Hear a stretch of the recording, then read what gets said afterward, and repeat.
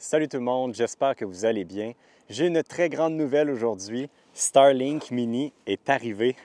Enfin, l'équipe de Starlink ont écouté les demandes de tous les amateurs de voyage en véhicules aménagés. La mauvaise nouvelle, par contre, c'est que ce n'est pas encore disponible au Canada. Depuis les tout débuts de Starlink, pendant la pandémie, chaque antenne qui ont sorti, on est rendu, la Starlink Mini, c'est la 4e génération, si je ne me trompe pas. Mais la première génération, elle consommait énormément, elle était immense, puis elle avait un bras motorisé qui devait se positionner pour capter les satellites qui passent au-dessus de nous. Mais là, depuis le temps, ils ont rajouté énormément de satellites. Donc là, maintenant, l'antenne n'a plus besoin d'avoir un bras motorisé. Elle peut être fixée simplement dans un angle soit plat ou soit avec un petit angle qui pointe généralement vers le nord pour essayer de capter le mieux possible les satellites qui passent au-dessus de nous. Et une autre des grosses améliorations qu'on demandait à Starlink, c'était d'avoir une antenne qui consomme moins. Reste que l'antenne actuelle consomme quand même considérablement beaucoup plus d'énergie qu'exemple un téléphone cellulaire qu'on doit recharger pour capter des ondes de réseau cellulaire. Mais c'est quand même une belle amélioration au niveau de la consommation d'énergie qu'ils ont réussi à faire avec Starlink Mini. La troisième chose qu'ils ont vraiment beaucoup amélioré, c'est le format. On se retrouvait avec des grosses antennes qui prenaient beaucoup d'espace. Moi, j'avais fait une modification pour l'installer à plat sur le toit sans le bras motorisé, mais toujours est-il que ça prenait quand même de l'espace et que c'était quand même une grosse antenne et était très énergivore. Donc là, il arrive sur le marché avec une nouvelle antenne avec un format très, très petit. C'est à peu près la grosseur d'un petit MacBook, d'un petit ordinateur portatif. C'est très mince, très léger. Et une autre belle amélioration qu'il y a eu là-dessus, c'est que maintenant, le branchement se fait avec un fil qui est beaucoup plus petit, donc plus facile à passer si on veut le camoufler puis le passer à l'intérieur de notre véhicule. Donc ça, c'est la première des choses. Et aussi, maintenant, on peut le brancher sur du 12 volts directement sans avoir besoin d'acheter un adaptateur ou sans avoir besoin de faire un Frankenstein de notre antenne comme moi j'avais fait pour réussir à le faire fonctionner sur du 12 volts. Là, maintenant, ça peut se brancher directement avec un câble USB-C. Ça peut se brancher dans une prise de courant ordinaire. Ça peut se brancher dans une prise d'allume-cigare tant qu'on soit capable de fournir assez de wattage pour la faire fonctionner. Le commanditaire de l'épisode d'aujourd'hui complète très bien l'utilisation de Starlink parce que nous, on s'en sert à chaque fois qu'on utilise Internet et c'est Surfshark et son VPN. C'est très, très pratique, surtout pour nous qui voyageons toujours à l'extérieur. Quand on veut consulter des contenus sur nos plateformes de télévision du Québec, quand on est à l'étranger, on peut utiliser le VPN de Surfshark pour changer notre adresse IP de place, la placer au Québec et ça nous permet de regarder les postes de télé du Québec quand on est sur la route. Donc ça, on apprécie énormément. Surfshark, ça sert aussi également à protéger notre connexion quand on utilise des Wi-Fi publics, que ce soit dans les aéroports, dans les campings, dans les endroits qu'on va visiter sur la route.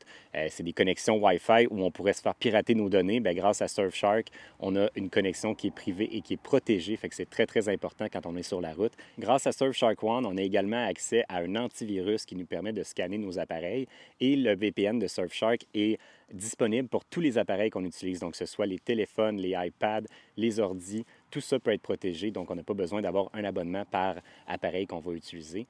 Présentement, c'est le meilleur moment de l'année pour vous abonner à Surfshark parce qu'ils ont des spéciaux imbattables d'une durée limitée, donc c'est important d'en profiter au plus vite. Vous pouvez vous rendre sur le lien surfshark.com/Alexandre et Valérie pour profiter de 4 mois gratuits lors de votre abonnement. De base, quand on achète l'antenne, elle vient avec un support qui se plie comme ça, puis qui permet de déposer l'antenne au sol dans l'angle parfait. Puis après ça, dans l'application, ça nous dit comment la diriger vers, d'habitude c'est vers le nord, mais du moins vers les satellites pour que ça capte le mieux possible. Mais quand on veut l'installer de façon permanente sur le toit, il n'y a pas aucun accessoire que Starlink fournit ou qu'ils vendent qui permet de la fixer sur le toit. Fait que, ils n'ont pas encore fait un produit parfait, mais heureusement, il y a plein de gens qui se sont permis de développer des produits qui sont idéaux pour ça. Puis donc, ce qu'on va faire en premier, c'est qu'on va enlever le petit support justement comme ça. Donc là, ça nous libère vraiment notre trou ici. Puis, ce que j'ai trouvé, c'est sur Amazon. Il y a plein de compagnies qui font ça également, qui est comme un genre de support tout intégré où on va venir insérer notre antenne à l'intérieur, puis après ça, la refixer ici. Puis, en dessous, ça vient avec des pattes magnétiques qui viennent vraiment coller à la carrosserie du véhicule. Dans notre cas, c'est un véhicule qui est en tôle, fait que ça colle super bien. Puis c'est assez solide pour pas que ça bouge quand on est sur la route. Puis l'avantage avec ça, c'est qu'on peut l'enlever. Parce que l'inconvénient aussi avec Starlink, qui est vraiment le plus gros des problèmes, je dirais, avec Starlink, qui ne sera jamais possible de régler celui-là par contre, c'est qu'aussitôt qu'il y a de l'obstruction entre le ciel et l'antenne, ça ne fonctionne pas. Donc, s'il y a un arbre au-dessus de nous, s'il y a un bâtiment ou si on est trop proche puis que l'antenne n'est pas capable d'avoir vraiment une vue à 180 degrés au-dessus, donc vraiment tout autour de l'antenne, si ce n'est pas clair à 100 ça ne fonctionnera pas ou il va y avoir plein de coupures puis ça ne fonctionnera pas bien. Fait que l'avantage de l'avoir avec un support avec des pattes magnétiques comme ça, c'est que si jamais on stationne la vanne à l'ombre en dessous d'un arbre, ben moi, je vais pouvoir facilement décoller mon antenne, partir avec, puis je me suis laissé assez long de fil sur le toit pour être capable d'aller la placer un petit peu à l'écart. Puis sinon, je pourrais aussi m'acheter un deuxième fil qui me permettrait justement d'aller la placer vraiment plus loin, un plus long fil qui me permettrait de l'installer à un endroit où elle serait vraiment libre, puis elle verrait le ciel à 100 pour que ça fonctionne bien. Fait que ça me donne les deux options. Quand je roule, ça va fonctionner avec l'antenne qui est fixée sur le toit.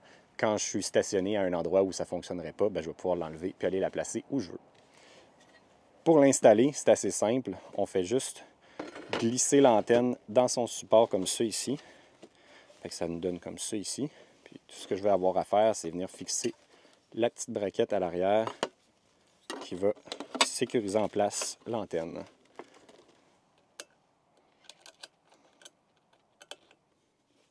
La prochaine étape, une fois que c'est fait, c'est d'aller la placer sur le toit. Et là, je suis bien content d'avoir mon échelle pour le faire. Je vous ai épargné, sans contredit, l'étape la plus longue de toute l'installation, qui est de passer le fil entre le toit du véhicule jusqu'à l'intérieur. Moi, je me suis servi d'une petite grommette qui avait déjà été installée par Safari Condo, puis j'ai passé mon fil à l'intérieur. Heureusement, avec le fil, avec la tête en USB-C, ça a réussi à passer. Il a même fallu que j'amincisse la tête du fil pour être capable de la passer comme il faut dans la grommette, parce que c'était très serré pour éviter de percer un nouveau trou. Puis là, donc, moi, tout ce qui va me rester à faire quand je vais être rendu à l'installer, ça va être de passer mon fil dans le petit trou ici, puis après ça, d'aller le brancher dans l'antenne, dans le trou comme ça. Et après, je vais pouvoir venir, j'ai dit coller, mais c'est pas coller, c'est vraiment magnétique au niveau de l'installation. Puis je viens juste la déposer sur le toit, sur ces barres-là, comme ça. Et là, vous voyez, c'est vraiment solide, juste la positionner, c'est dur. Le seul enjeu que j'ai peur un petit peu, c'est le fait que j'ai cette bordure-là et cette barre-là qui sont un petit peu plus haut, qui vont voiler un peu la vue du ciel vraiment pour pas que j'aille mon 180. Fait que peut-être je serais mieux de la mettre sur un petit peu plus centrée ici. Ça va peut-être mieux fonctionner. Si je la mets ici à la place, ouais. Puis même un petit peu plus loin des panneaux solaires, comme ça. Là, je suis un peu plus loin ici et là. Ça devrait être la meilleure vue du ciel possible en étant à cet emplacement-là sur le toit. Ce que j'aime de mon installation, c'est que vraiment, 99% du temps, l'antenne va pouvoir rester là, puis je ne m'en occuperai pas. Je vais pouvoir la contrôler de l'intérieur, l'allumer, la fermer quand j'en ai besoin. Mais si jamais j'ai besoin, bien, je vais pouvoir l'enlever puis aller la positionner au sol au meilleur endroit. Fait que je trouve que c'est le meilleur des deux mondes. C'est la simplicité, c'est pas compliqué. Un enjeu que j'ai hâte de tester, par exemple, c'est que la nouvelle antenne, elle est tout petite, puis maintenant, il n'y a plus de routeur qu'on place à l'intérieur du véhicule. Le routeur est dans l'antenne. Fait que là, l'enjeu que j'ai peur, c'est qu'à l'intérieur de la vanne, que le réseau ne soit pas super bon parce que, justement, on est à l'intérieur d'une cage de métal, puis le signal arrive de l'extérieur au lieu d'avoir le routeur à l'intérieur. Fait que ça, j'ai hâte de tester la vitesse que ça va nous donner. Je l'ai testé en Europe, l'antenne, mais j'ai pas eu l'occasion de la tester en dehors du véhicule. Elle était toujours à l'intérieur. Je l'avais placée à l'intérieur du lanterneau dans la vanne qu'on a en Europe. Tandis que là, bien là, elle va se retrouver à l'extérieur de la cage de métal. C'est pas idéal pour le réseau. Mais j'ai l'impression que ça va être quand même suffisant parce qu'on est tellement proche, on est juste en dessous. Ça devrait, d'après moi, ça va bien aller pareil. La dernière étape, ça se trouve dans le garage ici parce que c'est là que mon fil a été faufilé à l'intérieur. Je l'ai fait passer à l'intérieur de ce module-là. Il s'en vient le long du mur-là et il tombe dans la trappe qui est ici. Et là-dedans, je vais pouvoir y mettre mon petit mini Bluetti AC2A. Et c'est dans ça que je vais pouvoir le brancher parce que c'est une prise USB-C qui vient... En fait, c'est un fil USB-C, mais ça ne peut pas se brancher dans n'importe quelle prise USB-C. Ça en prend une qui fournit au moins un 50 watts minimum, même peut-être un petit peu plus en hiver quand elle va avoir besoin de chauffage. Tandis que Blue Yeti, eux autres, les prises USB-C, ils fournissent 100 watts, ce qui est amplement suffisant pour les besoins de la petite antenne Starlink Mini.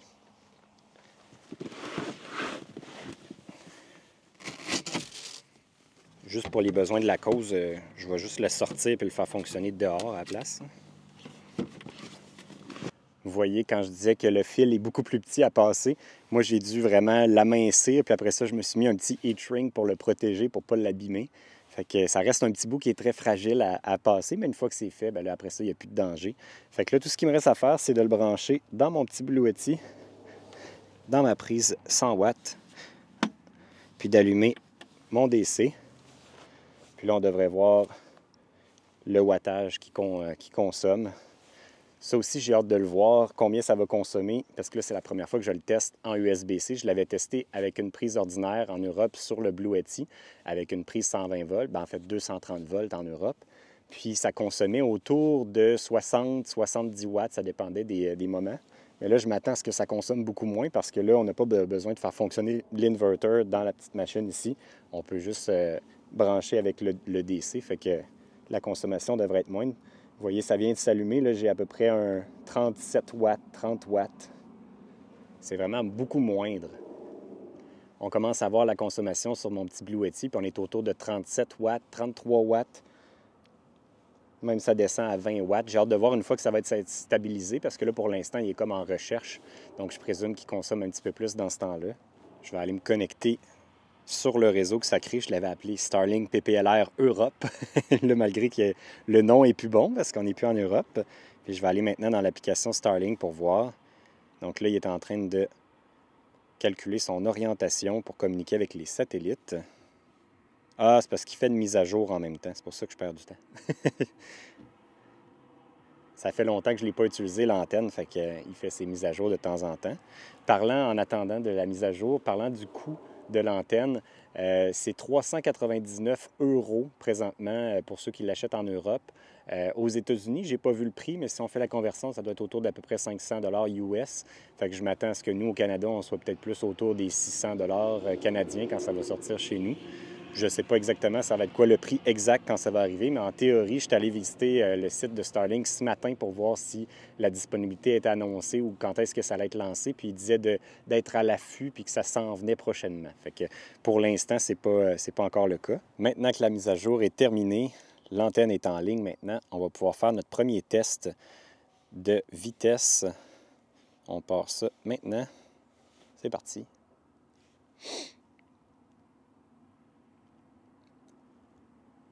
Oh, c'est très, très lent présentement.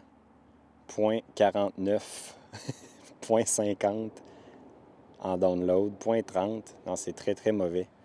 Je présume que peut-être vu que je suis loin de l'antenne puis que je suis en plus à l'extérieur, on va se déplacer après pour tester, voir. Ouais, j'ai l'impression qu'on n'est vraiment pas dans la position idéale actuellement. Ouais, ça me dit, cet appareil a un signal Wi-Fi médiocre. Les performances Internet peuvent être affectées. Rapprochez-vous du routeur. Ouais, tu vois, fait que c'est sûr que de l'avoir à l'extérieur, ça va peut-être être un enjeu. Mais je vais aller tester en m'installant à la banquette comme si on travaillait parce que là, je vais me retrouver à être vraiment juste en dessous de l'antenne. Ça devrait être mieux d'après moi.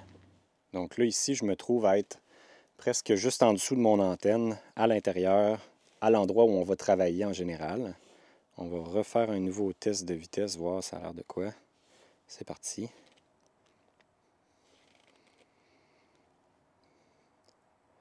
C'est quand même très, très lent. Ah, ça s'améliore, là. 4 mégabits, mais c'est pourri. On est supposé d'être dans les 100 mégabits en théorie avec Starlink. Là, c'est vraiment très faible. En upload, un peu plus rapide, j'ai du 8, 9, 10. Ça a du bon sens en upload. C'est peut-être aussi le positionnement, parce que l'autre enjeu, là, étant donné que je l'ai placé vraiment à plat, alors que l'antenne, elle veut être positionnée un peu en angle vers le ciel, puis normalement, dans l'application, il y a un endroit où on peut aller voir si c'est bien aligné, puis là, on peut voir actuellement que non. Je suis vraiment dans l'angle opposé. Donc, en théorie, si je voulais optimiser mon positionnement, il faudrait qu'on stationne la vanne de l'autre côté. J'aurais des meilleures statistiques si on faisait ça.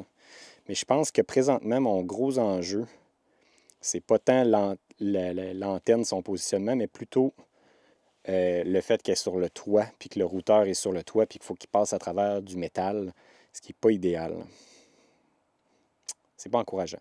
Je vais faire un test, je repars un autre test de vitesse, puis je vais me mettre vraiment, je pense qu'il est à peu près à côté du max fan.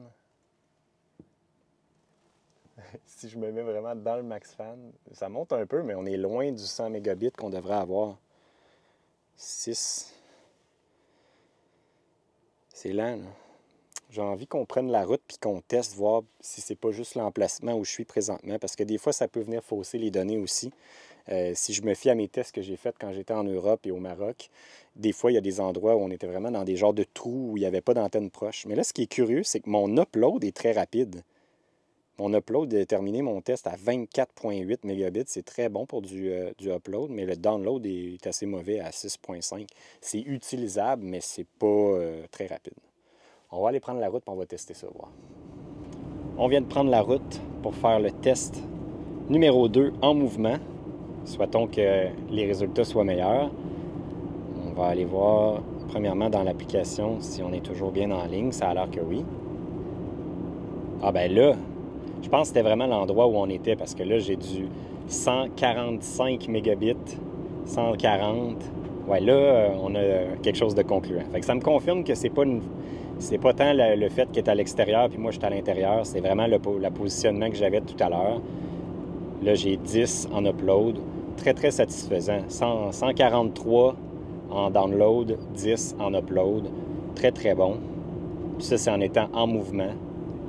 Fait que c'est super bon. Fait que c'est ça, avec Starlink, il faut toujours jouer un petit peu des fois avec notre positionnement. Des fois, il faut faire une rotation du véhicule. Fait que c'est ça l'intérêt de l'avoir justement sur les pattes magnétiques, parce que justement, je pourrais faire l'inverse aussi. Si j'ai pas le goût de déplacer le véhicule, je pourrais aussi monter sur le toit, puis juste décoller mon antenne, la tourner de côté, puis la recoller sur le véhicule, puis ça serait réglé. Fait que je pense que c'est ça qui va être l'avantage, que plutôt que de la fixer vraiment comme j'avais fait avec le Loki, où là, vraiment, elle se retrouvait à être fixée dans sa boîte. Et là, je ne pouvais pas la bouger une fois qu'elle était là. Si on était stationné en dessous des arbres, j'avais pas d'Internet, fait qu'il fallait que je dépende du réseau cellulaire. Puis quand on est en nature, exemple dans un parc national, dans le milieu de nulle part, ben c'est pas l'idéal. C'est ce qui complète ma vidéo d'installation, de test et de présentation de Starlink Mini.